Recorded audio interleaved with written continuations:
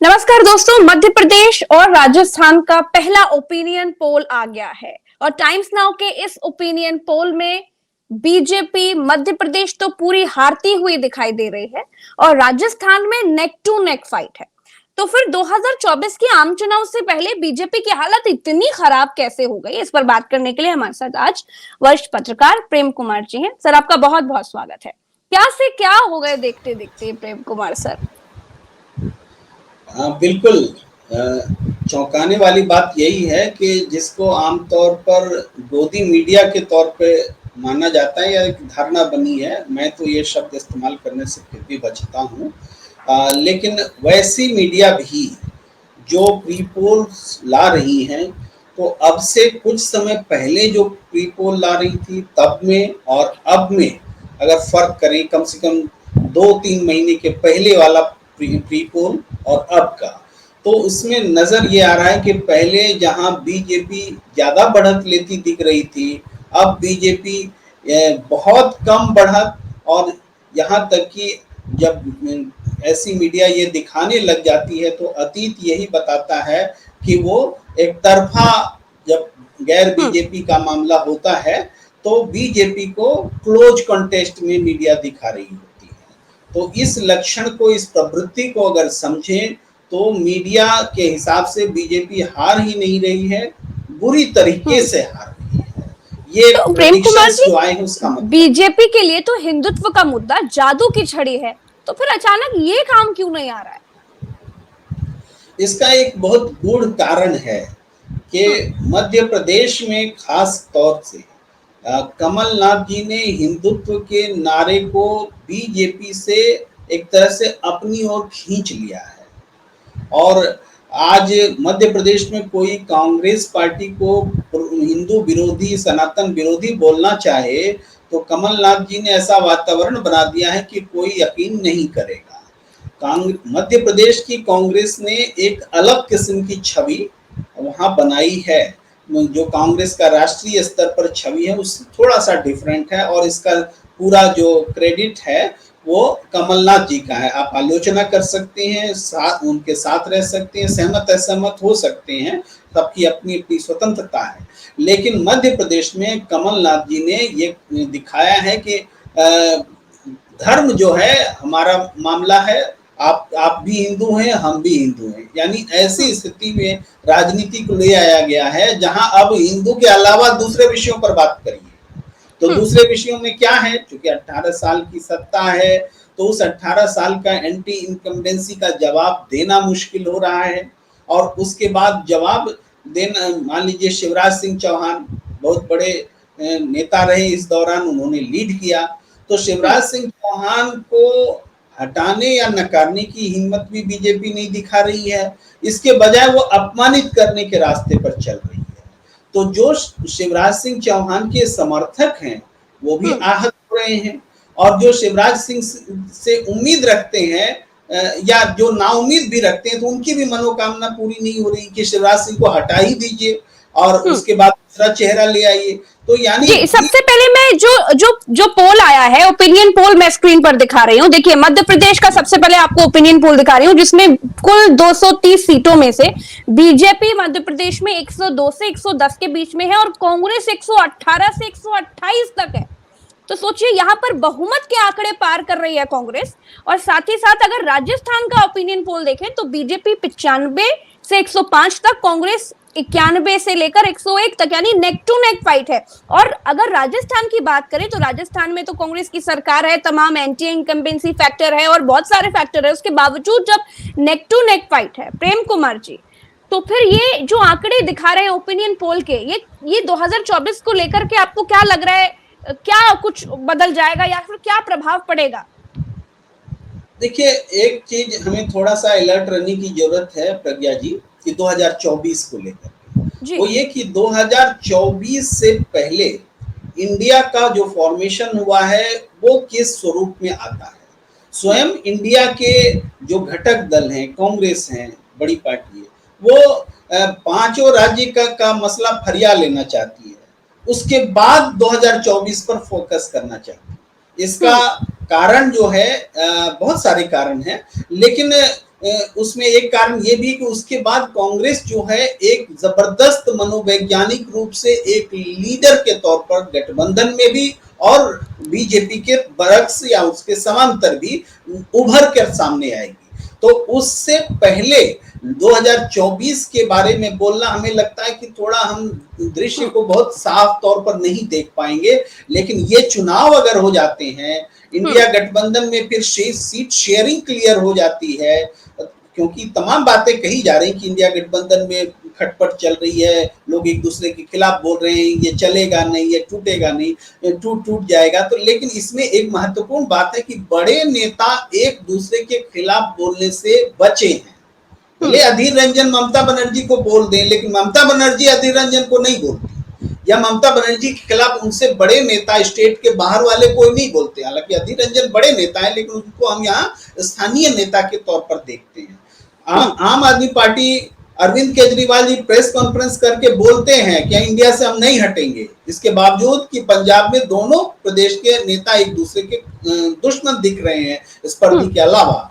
तो ये जो परिस्थिति है एकदम से बदल जाएगी 2024 का आकलन करने के लिए। इसलिए हम बारंबार थोड़ा सा अपने आप को भी रोकते हैं कि ये चुनाव हो जाने दीजिए, तब 2024 का वास्तव में आकलन होगा। ये जो प्रेम कुमार जी, इन 5 चुनावों में बीजेपी की हालत इतनी खराब, इतनी बदतर कैसे होती जा रही है? अच्छा, एक सवाल मेरे मन में ये चल रहा है कि आपको लगता है कि मोदी जी ने अपने आप को सुपीरियर दिखाने के चक्कर में, राष्ट्रवादी बताने के चक्कर में, हिंदू हृदय सम्राट बनने के चक्कर में, और सबसे बेहतर नरेंद्र मोदी जी से बेहतर कोई नहीं, ये बनने के चक्कर में क्या विश्वसनीयता खो दी है क्या?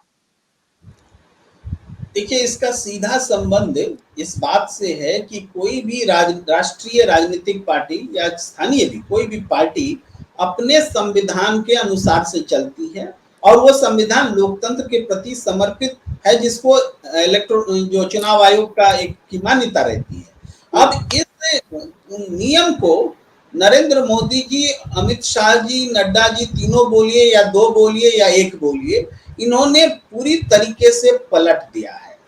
अब हालात ये हैं कि बीजेपी जब टिकट बांटती है तो टिकट लेने वाला आदमी खुश नहीं है, वो न मिठाई बांट पा रहा है न मिठाई स्वीकार कर पा रहा है। तो ये हालात क्यों बने? अब ये कहते हैं कि हम जो पार्टी जो जिम्मेदारी देगी वो आपको करना होगा। तो पार्टी स्टेट लेवल पर भी होती है, स्टेट डिसाइड करता है कि नेता को क्या जिम्मेदारी दी जाए। अब यहाँ जो स्टेट के कर्ता धर्ता है, उनका प्रभाव और जो भूमिका है उसको शून्य बना दिया गया है। तो पार्टी का मतलब हो गया दिल्ली में बैठे हुए लोग। तो इन्होंने जो पार्टी का संविधान बदला, कार्यशैली बदली, इससे पार्टी के निचले स्तर तक एक डिमोरलाइजिंग फैक्टर्स बहुत तेजी से बढ़ता जा रहा है, मल्टीप्लाई हो रहा है, 2 दूनी 4 दूनी 8 दूनी 16 के हिसाब। तो इससे क्या हो रहा है कि जो लोग विधानसभा चुनाव में जैसे मंत्री और सांसद झोंक दिए गए, तो उनके मोटिवेशनल फैक्टर क्या है? क्या उन्होंने केंद्र में अपनी जिम्मेदारी सही से नहीं निभाई?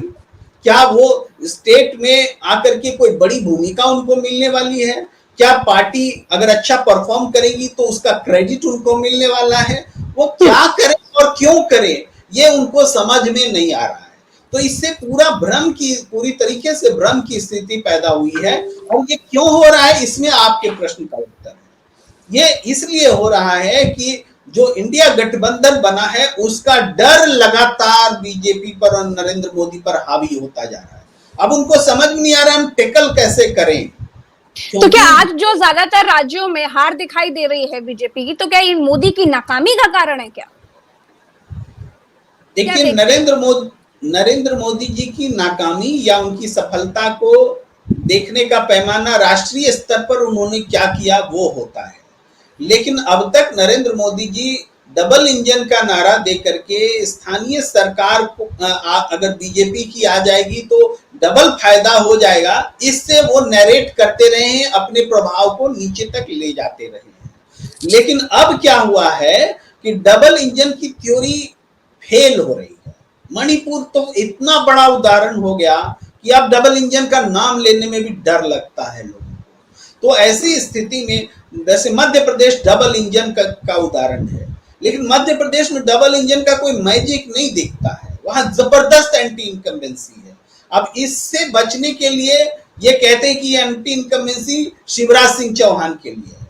शिवराज सिंह चौहान ने तो 3 बार कम से कम चुनाव जिता करके पार्टी को बना के रखा, तो एंटी इनकम्बेंसी अगर है तो पूरी पार्टी पूरी सरकार के लिए, अकेला शिवराज सिंह चौहान के लिए क्यों होगा। लेकिन बताया यही जाता है, उन्हीं को बलि बकरा का बकरा बनाने की कोशिश होती है। लेकिन जमीनी स्तर पर शिवराज सिंह चौहान का एक बड़ा फॉलोअर वर्ग है और संघ की भी वहां मौजूदगी है। संघ भी वहां 2 हिस्सों में बट गया है कि भाई शिवराज को जिम्मेदार ठहराया जाए कि मोदी को ठहराया जाए। तो ये अंदर की जो खींचतान होने लगी है, तो नरेंद्र मोदी जी ने वो डबल इंजन का फैक्टर जो कि अब खारिज हो रहा है, उसको उसका अपयश से बचने के लिए अब नए नए प्रयोग करने शुरू कर दिए हैं और वो भी बैकफायर कर रहा है। तो ये जब चुनाव खत्म हो जाएंगे तो मोदी मैजिक जो है मोदी डिबैकल में बदल जाएगा। मोदी मैजिक नहीं बोला जाएगा, मोदी डिबैकल बोला जाएगा। जब मोदी डिबैकल बोला जाएगा तो फिर आप समझ लीजिए वो स्थिति आने वाली है कि जब लोग नरेंद्र मोदी जी की सभा कराने से बचेंगे। आप हो सकता है आपको ये अभी ये बात बोल रहे तो लोगों को लगेगा ये बेवजह की बात कर रहे हैं, लेकिन हम अभी की बात नहीं कर रहे हैं। अभी नहीं है स्थिति मोदी डिबेकल की कि मोदी की सभा न करें। अभी तो चाहते हैं कि नरेंद्र मोदी आए हमारे लिए सभा करें, लेकिन इस चुनाव के बाद जो हालात बने हैं वो स्थिति पैदा होगी कि लोग नरेंद्र मोदी जी की सभा नहीं चाहेंगे, बोलेंगे भले योगी जी को भेज दो लेकिन मोदी जी नहीं चाहिए। ये हालात पैदा हो जाएंगे। जी। अच्छा प्रेम कुमार जी, राहुल गांधी हर मंच से ओबीसी का मुद्दा छेड़ रहे हैं। आपको क्या लगता है कि ओबीसी के मुद्दे से, इस मुद्दे से कांग्रेस को क्या फायदा मिलेगा? देखिए, राहुल गांधी जो मुद्दा छेड़ रहे हैं एथिकली गलत नहीं है। ओबीसी रिजर्वेशन देते समय, मंडल कमीशन लागू करते समय एक आरक्षण की बात हुई थी और अभी रिप्रेजेंटेशन में डिमांड हो रही है। 2 आरक्षण 2 तरह के हैं और इसका जातीय जनगणना से सीधा संबंध है। बिल्कुल। दोनों बातों को मिला करके देखें तो ओबीसी देश में 52% है 1921 की जनगणना के अनुसार, 1921, और आज उसका प्रतिशत बढ़ा होगा, 8-10% तक का फर्क पड़ा होगा। अब हम तो नहीं जानते एक्चुअल फिगर या नहीं है। प्रेम कुमार जी, मैं आपको एक सेकंड के लिए रोकना चाहूंगी। राहुल गांधी ने क्या कुछ कहा था वो मैं एक बार दर्शकों को बता देती हूँ। राहुल गांधी ने अपने भाषण में ये बात कही, अगर 90 अफसर देश को चला रहे हैं और उसमें ओबीसी की भागीदारी 5% है, तो क्या ओबीसी की आबादी 5% है? देश में एक ही मुद्दा है, जातिगत जनगणना। ओबीसी कितने हैं और उनकी भागीदारी कितनी होनी चाहिए? तो राहुल गांधी तो इस मुद्दे को जितना हो सके उतना उठा रहे हैं, लेकिन कांग्रेस को इससे क्या फायदा मिलने वाला है, ये मैं क्लियर जानना चाहती हूँ। क्योंकि मुद्दा उठ रहा है और उसी से जुड़ा है कि फायदा। अब और नड्डा कहते हैं कि पहला मुख्यमंत्री ओबीसी मुख्यमंत्री बीजेपी नहीं दिया है। तो ये भी जो दावा दिया जा रहा है, किया जा रहा है, वो राहुल गांधी के जवाब में किया जा रहा है ना। वो राहुल गांधी की बात को नकार नहीं रहे हैं, स्वीकार रहे हैं, लेकिन कह रहे हैं कि ओबीसी को फायदा देने वाले हम हैं। यानी ओबीसी को अपने से जोड़ने की चल रही है कवायद, राजनीति। तो राहुल गांधी या कांग्रेस ने अब तक ऐसी राजनीति नहीं की थी, अब ये राजनीति कर रहे हैं। इसलिए मैंने कहा एथिकली ये सही इसलिए है कि मंडल कमीशन जब लागू हो रहा था तो सिर्फ 27% आरक्षण दिए गए थे ओबीसी को, जबकि जनसंख्या 52% है। और कहा यह गया था कि चूंकि हमारे पास लिमिट है, 49.5 से ज्यादा हो नहीं सकता, संवैधानिक रूप से हम कर नहीं सकते, इसीलिए मैक्सिमम 27 कर सकते हैं। अब तो वो बार टूट गया है ना, जब से वो क्रीमी लेयर नहीं, क्षमा कीजिए, सामान्य वर्ग का 10% डाला गया तो ये बार टूट गया, कोर्ट के ही कारण टूटा। तो अब जब बार टूट गया है तो ये बात उठ रही है कि जब 52% आबादी है तो हकमारी क्यों हो रही है ओबीसी का। ये इतना बड़ा नारा है कि इस नारे को जातीय जनगणना से जोड़ते हैं तो और स्पष्ट रूप में आएगा कि ओबीसी का हक ज्यादा है। ये बात असामान्य लगती है कि किसी की आबादी 52% और रिप्रेजेंटेशन 90 ऑफिसर में सिर्फ 3 का हो। तो इससे 5%। बीजेपी को डर डर किस बात का है? क्योंकि राहुल गांधी ये बार बार कहते हैं कि जब मैं जातिगत जनगणना की बात करता हूं या फिर ओबीसी समाज की बात करता हूं, रिजर्वेशन की बात करता हूं, तो फिर बीजेपी थर-थर कांपने लगती है। बीजेपी दरअसल आरएसएस से गाइडेड पार्टी है। आरएसएस ब्राह्मणवादी व्यवस्था को बनाए रखने वाली पार्टी है। जब जब मौका मिला, पार्टी नहीं संगठन है, जब जब मौका मिला है इसने आरक्षण को खत्म करने के लिए ही सुझाव दिए हैं। हालिया बयान को छोड़ दीजिए जिसको करेक्शन माना जा रहा है, और यही जातीय जनगणना और यही ओबीसी की सियासत जो विपक्ष कर रहा है, उससे डर के कारण ये स्टैंड बदला है। तो इस तरीके से देखा जाए बीजेपी को हिंदुत्व की सियासत करने में ज्यादा आसान लगता है कि दूसरे को हिंदू विरोधी बता दो तो उनका कुनबा छोटा हो जाएगा। हम हिंदू बने रहेंगे तो हम 84% के हो जाएंगे। 80-20 का नारा उसी का नतीजा था। तो इस देखते हुए वो जातिगत बातों में नहीं उलझना चाहते। उनको लगता है कि हिंदुत्व बोलने से हम फायदे में रहेंगे, लेकिन जब मौका मिलता है तो वो जरूर गिनाते हैं कि हमारे पास इतने ओबीसी मंत्री हैं, हमने इतने को टिकट। बोलने का कोई मौका नहीं छोड़ते, राजनीति का कोई मौका नहीं छोड़ते। लेकिन ये राजनीति विपक्ष करे तो गलत है, ये राजनीति बीजेपी करे तो सही है। लड़ाई तो यही है, बात दोनों वही बोल रहे हैं, लेकिन बीजेपी बोलती है तो वो सही हो जाता है, राहुल गांधी बोलते हैं तो वो समाज को तोड़ने वाला और देश को तोड़ने और वाला। संसद से झूठ भी बोल देते हैं कि पहला ओबीसी मुख्यमंत्री बीजेपी ने दिया। देवेगौड़ा कौन थे फिर? बिल्कुल बिल्कुल। और जिम्मेदार लोग जो राजनीति में डूबे हुए हैं, जिनकी जुबान पर ये सब बातें होती हैं, वो लोग जब सदन में और संसद में ऐसा बोलते हैं तो संसद की ही विश्वसनीयता कम होती है। और संसद में तो ऐसे ऐसे झूठ बोले गए हैं। दरभंगा में एम्स खोले जाने को लेकर आप जानते हैं कि साफ झूठ बोल दिया गया। तो ये लगातार बोला जा रहा है, ये संसद की गरिमा गिर रही है। लेकिन एक बात जरूर है कि राहुल गांधी ने पिछले 1.5 साल में देश की सियासत का तरीका बदल दिया है और बीजेपी को बाध्य किया है कि उसके तरीके में फर्क आए। अब इन्होंने एक नई लकीर खींची है, क्योंकि पहले समझ में नहीं आ रहा था कि बीजेपी के समांतर लकीर कैसे खींची जाए। एक चुनाव के बाद तुरंत दूसरा चुनाव भी वो जीत गए। तब उसके बाद भी वक्त लगा और राहुल गांधी ने एक इंटरेक्शन का तरीका निकाला। जनता एक भारत जोड़ो यात्रा की, अलग अलग कुनबे से, जिसको आप काम के हिसाब से भी बोल सकते हैं और जाति के हिसाब से भी बोल सकते हैं, उन कुनबे से जुड़ना शुरू किया। सेवा से जुड़े हुए क्षेत्र से जो लोग, चाहे वो किसान हो चाहे वो मजदूर हो, ये लोग सेवा से जुड़े हुए क्षेत्र के लोग हैं। तो उस सेवा के का क्षेत्र जो है उससे जुड़े हुए लोगों से राहुल गांधी ने इंटरेक्शन शुरू किया और इस इंटरेक्शन का अद्भुत प्रभाव खुद राहुल गांधी जी ने भी पता नहीं सोचा होगा कि नहीं सोचा होगा, लेकिन जिन लोगों के बीच वो जा रहे हैं वो जो इम्पैक्ट है वो नेताओं का हो सकता है। पुराने जमाने में नेता जनता के बीच जाते थे, लोग फील करते थे, अदरवाइज 100-125 लोगों को लेकर के ही तो गांधी जी दांडी यात्रा पर निकले थे। लेकिन उसका इम्पैक्ट कितना बड़ा पड़ा था कि वो राष्ट्रीय आंदोलन का एक अभिन्न और अमिट हिस्सा हो गया।